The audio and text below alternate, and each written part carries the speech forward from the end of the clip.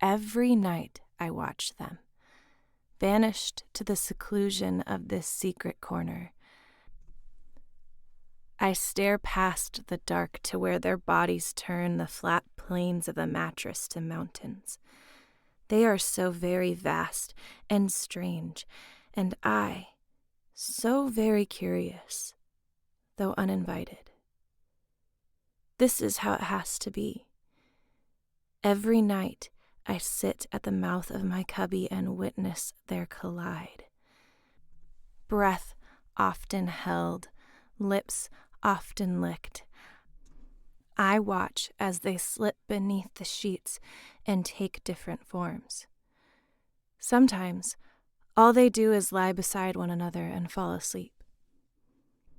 But the nights I like the most are the ones where they tangle together in a writhing heap. Nights like tonight.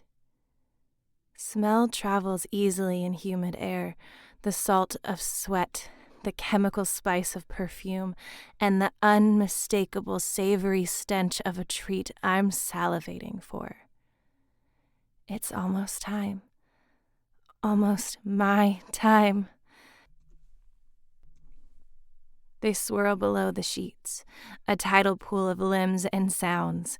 I draw a picture in my mind of what the blanket conceals, and while it may not be accurate, it is my depiction of the people that house and feed me, but never truly let me in. It is almost my time. I know by the strangled way breath escapes exasperated lungs, by the furious shift of the bed frame, and most by the delicate buttery tinge to the air. My nostrils flare, greedily gathering the flavored oxygen into my lungs.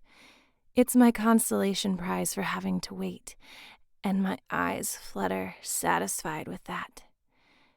This is how it has to be after all. They spasm, then go still.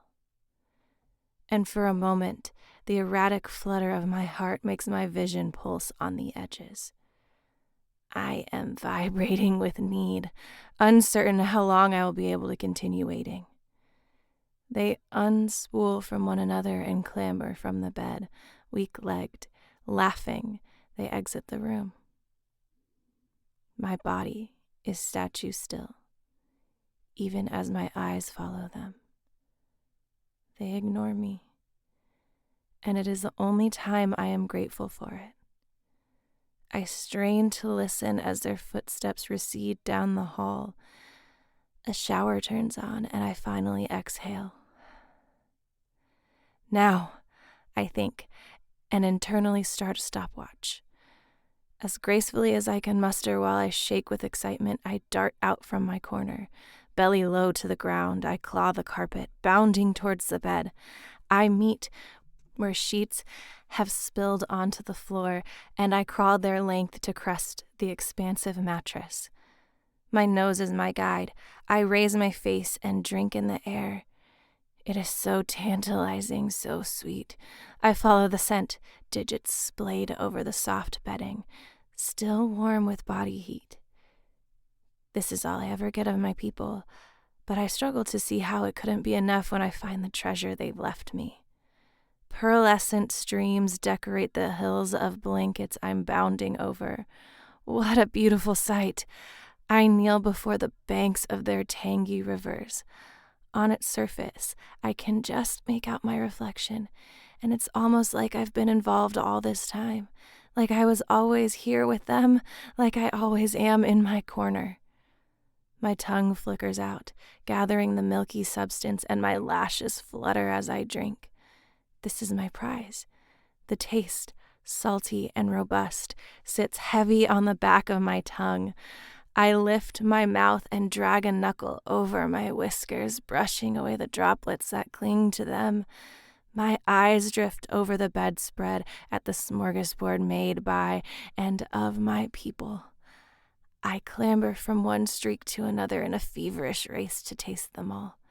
I'm pressing my lips into another puddle when an ear-shattering scream breaks the din of the shower white noise.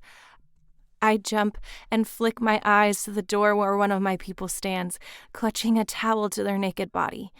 They're staring at me, eyes ballooning, pointing, screaming, "Holy fuck!" They finally manage. "Mouse!" I shuffle back, heart in my throat. They peek at me from around the doorframe. "What?" My other person answers. "There's a fucking mouse on the bed!" They squawk.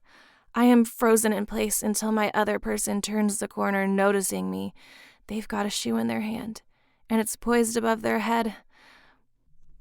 I squeak, mercifully immobile again, and dart to the edge of the bed. It is a high, high cliff, but when my person steps towards the bed and brings down the shoe, I dive. I soar through the air and slam against the carpet, wasting no time in putting my feet to work.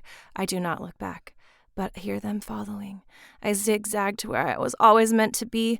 I dash into the safety of my cubby and continue to run. I run until the shadows cocoon me in safety.